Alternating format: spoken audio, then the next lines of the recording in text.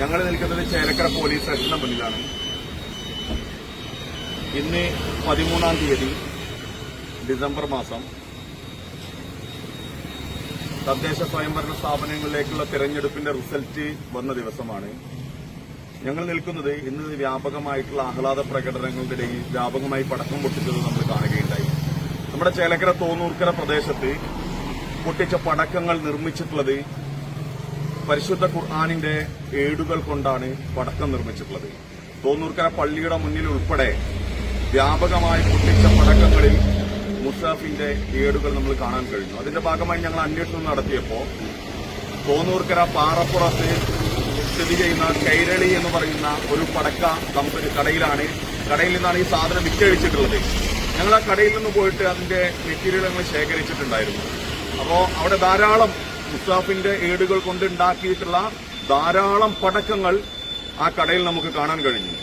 അവർ പറയുന്നത് ഇത് അവർ നിർമ്മിച്ചതല്ല, മറ്റ് സ്ഥലങ്ങളിൽ നിന്ന് വന്നതാണ് എന്നാണ് പറയുന്നത്. ഞങ്ങൾക്ക് പറയാനുള്ളത്, നാട്ടിൽ സ്പർദ്ധയുണ്ടാക്കുക എന്ന ഉദ്ദേശത്തോടു കൂടിയിട്ട് ഇത്തരം നിർമ്മിതികൾ നടത്തിയിട്ടുള്ള ദുരുദ്ദേശത്തോടു കൂടി നടത്തിയിട്ടുള്ള ആ കുറ്റക്കാർക്കെതിരെ കർശന നടപടിയെടുത്ത് മാതൃകാപരമായി അവരെ ശിക്ഷിക്കേണ്ടതുണ്ട്. ഇല്ല എങ്കിൽ രാജ്യത്ത് ചെറിയ ചെറിയ പ്രശ്നങ്ങൾ ഉണ്ടാക്കിയിട്ട് ഒരു മതസമൂഹത്തെ വ്രണപ്പെടുത്തുക എന്ന ഉദ്ദേശത്തോടു കൂടിയിട്ട് പ്രവർത്തിക്കുന്ന ആളുകൾ ഇതിന്റെ പിന്നിലുണ്ടോ എന്ന് സംശയിക്കേണ്ടതുണ്ട്. അതുകൊണ്ട് തന്നെ ഞങ്ങൾ ഈ രാജ്യത്തെ നീതിന്യായ വ്യവസ്ഥകളിലും നിയമപാലകരിലും വിശ്വസിക്കുന്നു. ഈ കുറ്റക്കാർക്കെതിരെ കർശനമായ നടപടി എടുക്കണമെന്നാണ് ഞങ്ങൾക്ക് ആവശ്യപ്പെടുന്നത്. ഞങ്ങൾ പരാതി കൊടുത്ത് അതിന്റെ റെസീറ്റ് കൈപ്പറ്റിയിട്ടുണ്ട്.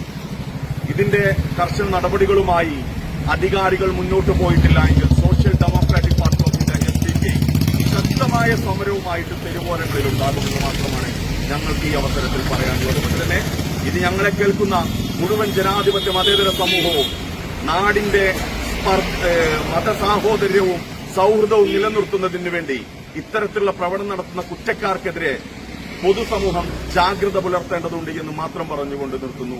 ജയ് ഹിന്ദ്.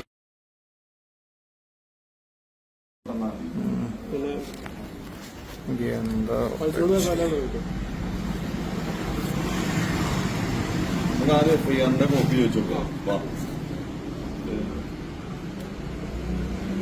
എല്ലാരും കൂടി പോകണ്ട. ആദ്യം 2-3 പോയാൽ മതി. ചാനലര് വേറെ പറഞ്ഞിട്ടുണ്ട്. അവിടെ പ്രശ്നമില്ലേ? നമ്മള് ചാനലിനെ അറിയിച്ചിട്ട് അലമ്പാവുമ്പോ അലമ്പില്ലാണ്ട് നമ്മൾ ശ്രമിക്കും.